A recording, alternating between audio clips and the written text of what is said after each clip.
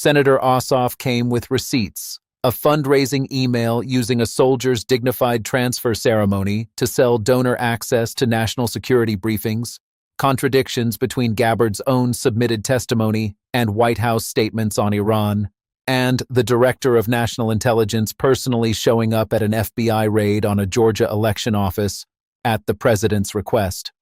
Gabbard's response was deflection, non-answers, and convenient memory lapses. What the hearing exposed wasn't incompetence. It was an intelligence chief whose independence was already gone.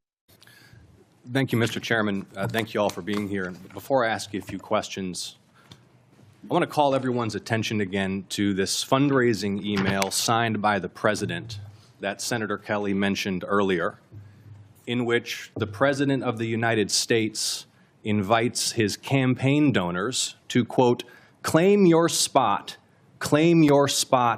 join now to receive private national security briefings to his political donors, featuring a photo of the President at a dignified transfer ceremony with a flag-draped coffin of an American service member killed in action returning to their family. And the American people need to know that the President of the United States is fundraising for his political campaign and his PAC using images of American service members killed in action, and it's a disgrace. Now, Director Gabbard, I'd like to reground this in your core responsibilities.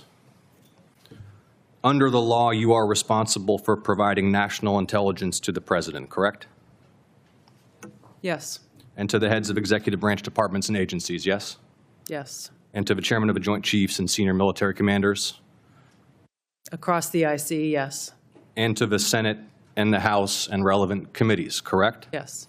And the law states that the national intelligence you provide to Congress, quote, should be timely, objective, and independent of political considerations, correct? Yes. And you noted in your opening statement you're here fulfilling a statutory responsibility and that your testimony, quote, represents the IC's assessment of threats, That's right. Correct? That opening statement, as submitted to the committee in advance of this hearing, stated that as a result of last summer's airstrikes, quote, Iran's nuclear enrichment program was obliterated, end quote, correct? That's right. And is that in fact the assessment of the intelligence community? Yes. So the assessment of the intelligence community is that Iran's nuclear enrichment program was obliterated by last summer's airstrikes. Yes. And the opening statement you submitted to the committee last night also stated, quote, there has been no effort since then to try to rebuild their enrichment capability, end quote, correct? That's right. And that's the assessment of the intelligence community. Yes. The White House stated on March 1st of this year that this war was launched and was, quote, a military campaign to eliminate the imminent nuclear threat posed by the Iranian regime, end quote. That's a statement from the White House. Quote, the imminent nuclear threat posed by the Iranian regime. Was it the assessment of the intelligence community that there was an imminent nuclear threat posed by the Iranian regime? The intelligence community assessed that Iran maintained the intention to rebuild and to continue to grow their nuclear enrichment capability. Was it the assessment of the intelligence community that there was a, quote, imminent nuclear threat posed by the Iranian regime, yes or no? Senator, the only person who can determine what is and is not an imminent threat is the President. False. And this is the determination. worldwide threats hearing where you present to Congress national intelligence, timely, objective, and independent of political considerations. You've stated today that the intelligence community's assessment is that Iran's nuclear enrichment program was obliterated and that, quote, there had been no efforts since then to try to rebuild their enrichment capability.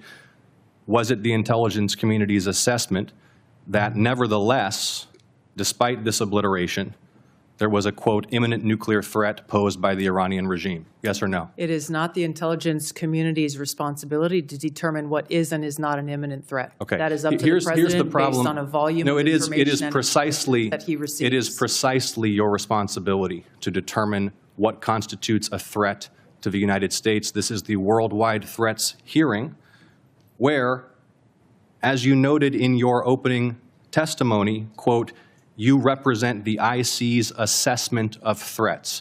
You are here to represent the IC's assessment of threats. That's a quote from your own opening statement.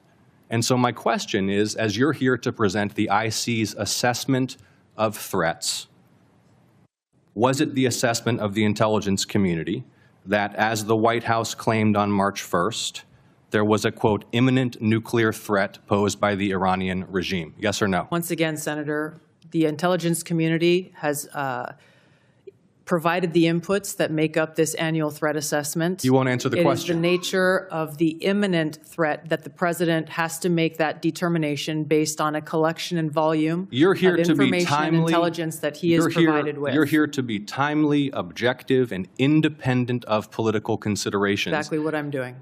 No, you're evading a question because to provide a candid response to the committee would contradict a statement from the White House. Let me ask you about your presence in Fulton County on January 28th of this year. You were present at the FBI's raid on the Fulton County Elections Office on January 28th, correct? I was present for part of the FBI exercising a warrant approved by a municipal judge. Yes, to and the obtain FBI was there executing, investigation. the FBI was there executing that warrant to seize ballots and materials associated with the 2020 election, correct? Yes. And are you aware that members of this committee have already opened inquiries into your election-related activities? Yes. And are you aware that your general counsel and deputy general counsel have already provided testimony to this committee regarding those activities? Yes. On February 2nd, you sent a letter to Senator Warner regarding your presence at the raid. Was that letter accurate? I don't recall the exact date, but if I sent a letter that had my signature, it was accurate. You stated in the letter that your presence at the raid was, quote, requested by the president, correct? Yes. When did the president request your presence at the raid? The day of the raid, the warrant execution commencing. The day of the raid. Yes. He called you on the phone? I'm not going to disclose how the message was delivered, but it was a request from the president and his administration to go and help oversee this warrant being executed, along with the deputy director of the FBI. Is it your role and to thank oversee? the FBI agents who were conducting Is it this your warrant. role to oversee the execution of criminal warrants? It is my role, based on statute that Congress has passed, to have oversight over election security, to include counterintelligence. But you said you oversaw the raid, correct? You just testified you oversaw the raid? Portions of it. Okay. Did you handle any ballots or election-related materials? No. You were inside an FBI evidence truck, correct? You were photographed inside an FBI evidence truck. It was an empty truck, yes. The president stated, quote, you looked at Senator's time has votes that expired. wanted to be checked out. The Is that senator's accurate? time is expired. Did you look at votes as the president Senator stated? Ossoff, your time has expired. You respond can for the have record? her. No, she cannot respond No, because for the record, will the director please respond for the record to that question is my I'm happy to respond to questions for the record. This hearing operates on multiple levels simultaneously. And to understand why it landed the way it did, you have to understand the careful, deliberate structure of Senator Ossoff's questioning. He did not walk into that room looking to score debate points. He walked in with a legal framework, a paper trail, and a set of statements that Gabbard had already made in writing and on the record. His strategy was methodical. Establish the legal obligations first, establish what the IC had assessed and what Gabbard herself had submitted in testimony, then show the gap between that testimony and what the White House publicly claimed, and finally force Gabbard to choose between telling the truth to Congress or protecting the political narrative of the administration she serves. That choice, and her refusal to make it clearly, is the center of this entire hearing. The opening moment about the fundraising email deserves more attention than it typically receives because it frames the entire context of what follows. Ossoff was not raising it for shock value or to score cheap political points at the top of his time. He was establishing a pattern in which the apparatus of the presidency, including its most solemn symbols like the dignified transfer ceremony for fallen service members, has been subordinated to the political and financial interests of the president's campaign.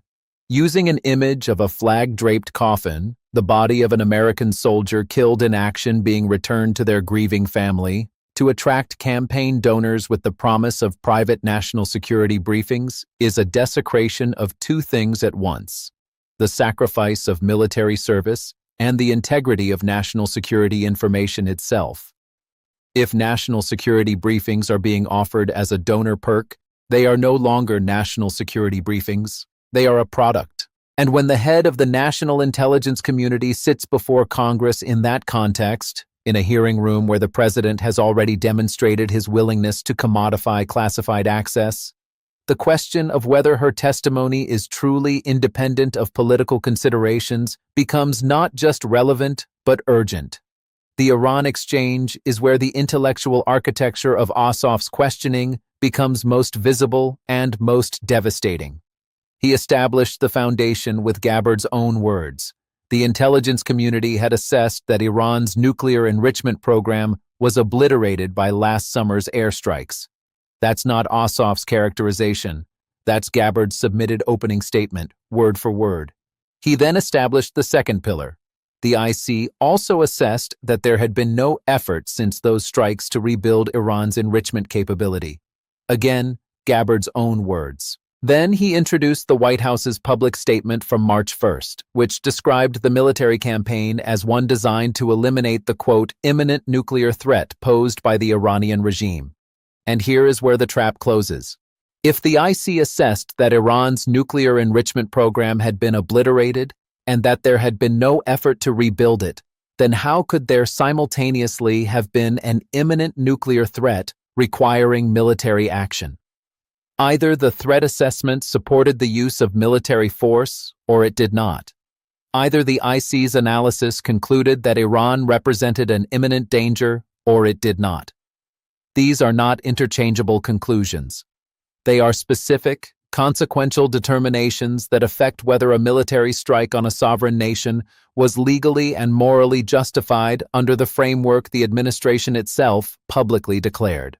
Gabbard's response, that only the president can determine what constitutes an imminent threat, is not just evasive. It is factually and legally wrong, and Ossoff told her so directly and immediately. The worldwide threats hearing exists precisely because Congress has a constitutional responsibility to receive intelligence assessments that are timely, objective, and independent of political considerations. Gabbard had described her own testimony in exactly those terms in her own opening statement.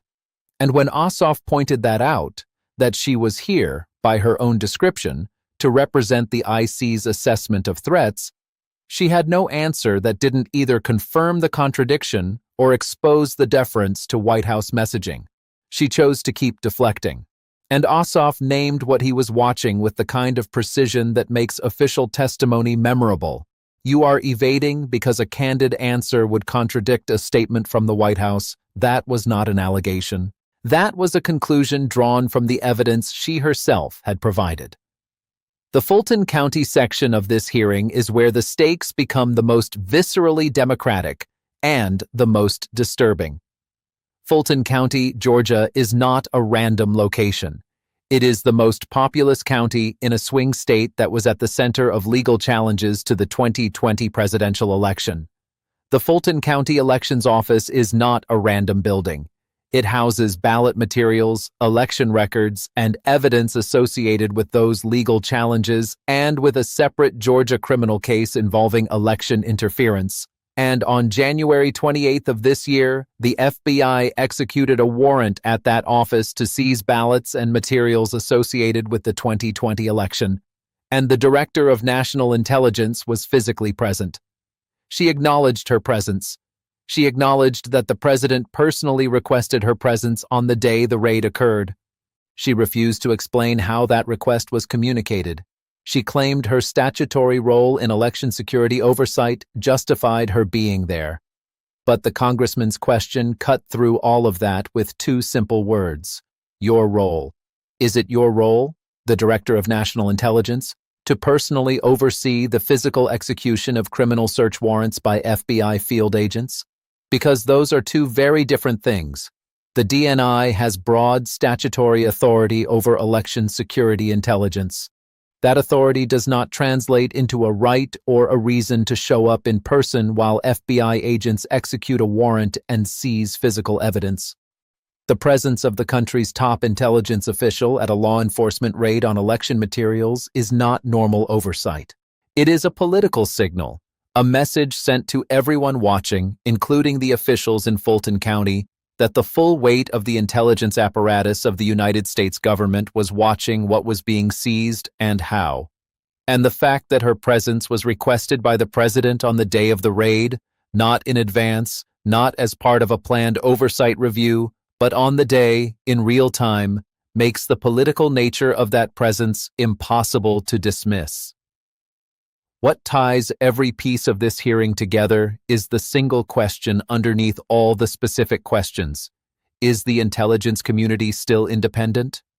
That independence, written into law, embedded in the statutory language Ossoff cited at the very start of his time, is not a courtesy. It is the entire premise on which the IC's value rests. Presidents make decisions. Military commanders execute orders. Policymakers craft strategy. All of them rely on intelligence assessments to do those things responsibly. The moment intelligence assessments begin conforming to political conclusions rather than driving toward truthful ones, the entire system breaks. Decisions get made on faulty foundations. Military action gets justified with threat assessments that don't match what analysts actually concluded.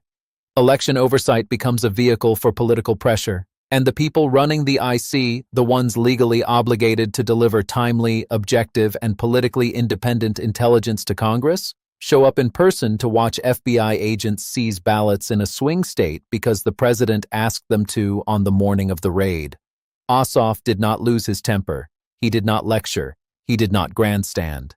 He laid out the evidence, asked the questions, and let the answers, and the refusals to answer, speak for themselves. And what they said, to anyone paying attention, was that the independence the law requires had already been traded for something else. The senator's time expired before the final question about whether Gabbard had looked at votes could be answered. But the question had already been asked, and the country had already heard everything it needed to hear.